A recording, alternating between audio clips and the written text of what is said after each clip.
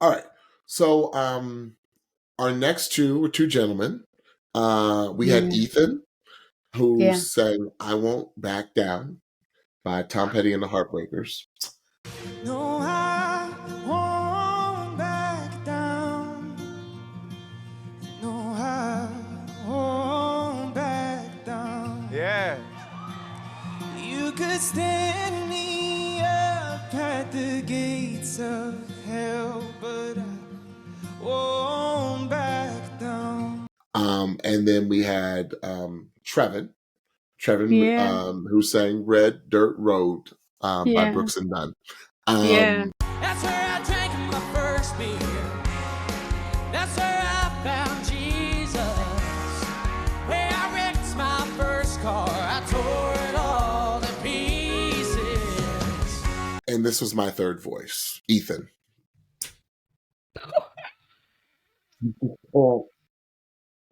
Stephanie, that's why I said I know you know who I'm talking about. You just can't explain it. You just can't explain it. This young, unassuming looking dude, when he opens his mouth, you see the face of God. Like, it's just that incredible. I said, I love the stripped down version of this song. I need this version in the song. I think he owns this song now. Tom Petty has recently passed in the past few years. So Tom, I know you're beyond the grave, but I think this is Ethan's song. And I think if Tom was still alive, he'd hand it over, because it was, I said, Ethan is another one of those singers where it just looks like he's breathing. That's right. He's so connected to every song he sings. That's right. It's just effortless, scary, and I wrote scary like 5 times. I wrote scary, scary, scary, scary storytelling voice. I said, and what is it? And then I just started, I put on my big ears and I said, listen closely, James, what is it? The nuances. It's the little nuances that Ethan does. Yeah. That is the secret to his sauce. That is the secret behind his voice. Mm-hmm. Like, it's like a breath or a flip or a yodel or just, but it's also slight. Yeah. That you don't, unless you have trained ears, you may not even notice it. But if you go back and we bring your attention to it, you'll notice it. It is a nuance. Right. As I said, it's the little things that make it so powerful. Like, because he's doing these little things and they're coming off so powerful. He put a little flip in his voice that I didn't know he had. That leads me to believe that Ethan can sing in other styles. So, yes. So he ain't no one trick pony. I give Ethan an R&B song. Watch what happens. Watch. Because what Ethan will do is he'll strip it down and turn it into an acoustic. Oh, God. He sure will. Crazy. Oh, my gosh. All right, what's your take on Ethan? Oh, my gosh. Well, by your reaction. Oh, my gosh. You went to church on that voice. I did. This was a full-out worship song. That's how he sang it. That was his approach. And lyrically, it was so fitting. This song is what we all need to be listening to right now. I believed every word that came out of this young man's throat. The way he said down. Oh, I was just like, oh, say it again. Jesus, say it again. He took Adam's advice too, because you notice he stopped playing the guitar on the back half of the song. I sure did. Ethan is another one that is very unassuming, and don't let him fool you. Because what I most appreciated about his vocal tonight was the confidence and the authority in which he sang that song. Like he sang that song over us, whether in the audience that he was in front of and all of us on TV. He sang that thing over us. He did. And I almost, if I wasn't taking notes, the next time I will be listening to this, I will almost feel as if that I'm in a place of worship, because that's where he took me. It was just beautiful. Did you hear, just to get kind of technical, not technical, but just talking about the flat out vocal, did you hear how high he started in his full voice? I was like, wait, swear you're starting? You're starting It's this high? it's just another one of those. It's just you can't explain it, and it's like he's breathing. Yeah, it was so good. Mm. It was so good. Wow. I don't know what else to say. It was so good. I was really upset, and this is why I thought they were the last, because to pair Ethan and Trevon up together, when as good as we know Trevon is, I said he is ready.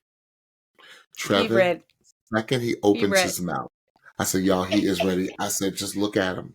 I said, he's so young, but when I close my eyes, I see someone who's been on the honky-tonk circuit for years. Making a solid living, like with a mortgage and stuff. I said, he's got probably 10, 15 more years before he's thinking about mortgage. That's right. It's just ridiculous. And then I put, I said, you better Garth Brooks that stage, young man. Do you see how he ran down? Like, you look just like Garth when he stomped back the stage. in the 90s. Remember when Garth would just run that stage? He looked like Garth.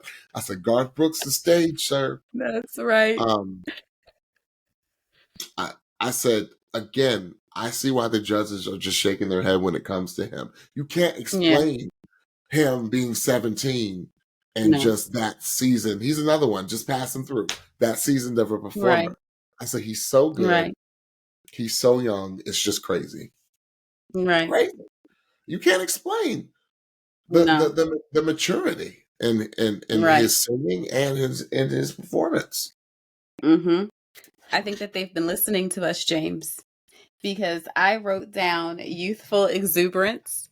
And why did them coaches use the same expression? I was like, they've been listening to us. Come on, coaches, get on our Patreon. Y'all can afford $5 a month. I know that's right. No, we don't want them in our Patreon because we be talking about them. So we don't want them there. But I just think that even beyond his incredibly experienced sounding voice, his personality just radiates through the screen. Like in the B-roll, he was like, I don't know what I'm gonna do if I make it through. I might have 1 or 2 root beers. I was like, I know that's right, Trevor. So earnest. I love it. Just, the running around the stage and stuff. And if you notice, after he ran the stage, his vocal did not suffer. I say, that is that youth working for him, because he don't sound a bit out of breath. He just sounded confident. He's just, like you said, it sounded like this was not his first rodeo. He's been doing this for years. Trevon, like he's the type of person, his voice takes you, like you're looking doing, I'm talking to you, Stephanie, blah, blah, blah, blah. When you start singing, it's like, whoa. Exactly. You just you get yanked. That's right. So this one was hard for me, Steph. This one was hard for me because I wasn't paying attention to the time. So what happened, Stephanie? Ooh, so this was not the last performance. So that meant that somebody was probably going to go home because they were probably going to leave the save or the steal, for the last performance, which is, spoiler, what happened. I was really shocked. Not because of one performance being better than the other, but the narrative that was created kind of about Adam and country singers. So in the end, Adam chose Ethan to go through, and Trevon unfortunately went home. Yeah, I thought strategically he was going to pick Trevon. Yeah, me too. Yeah. I was really shocked. But I'm not mad though. He had to pick Ethan. He had to. He was incredible. He was incredible. Yeah, so good.